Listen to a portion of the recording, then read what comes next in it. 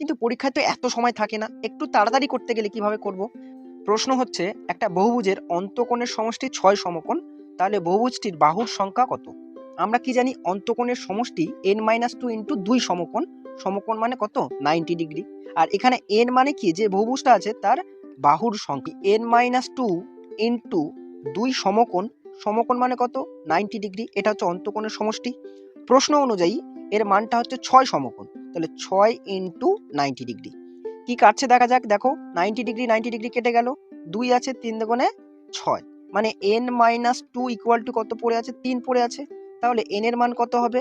Minus 2টা ওপারে গেলে কি হবে? প্লাস 2 হয়ে যাবে। 3 আর 2 যোগ করে কত হবে? 5। n কি ছিল? n ছিল বাহুর সংখ্যা, মানে যে বহুভুজটা ছিল তার 5টা বাহু, মানে এটা একটা পঞ্চভুজ। কিন্তু পরীক্ষায় তো এত সময় থাকে না, একটু তাড়াতাড়ি করতে গেলে কিভাবে করব? অন্তঃকোণের সমষ্টি আমরা কি শিখলাম? n-2 ইন্টু 2 সমকোণ। কিন্তু প্রশ্নে বলেছিল এটা হচ্ছে 6 সমকোণ।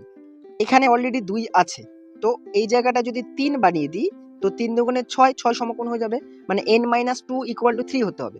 তো n এর জায়গায় যদি 5 বসাই, 5 থেকে 2 বাদ দিলে 3, তাহলে এখান থেকে বুঝতে পারছি n মানে কি? n মানে বাহুর সংখ্যা। প্রশ্ন ছিল কটা বাহুর সংখ্যা, এখান থেকেই দেখো পেয়ে গেলাম 5টা হচ্ছে বাহুর সংখ্যা। আশা করছি বিষয়টা বুঝতে পেরেছো।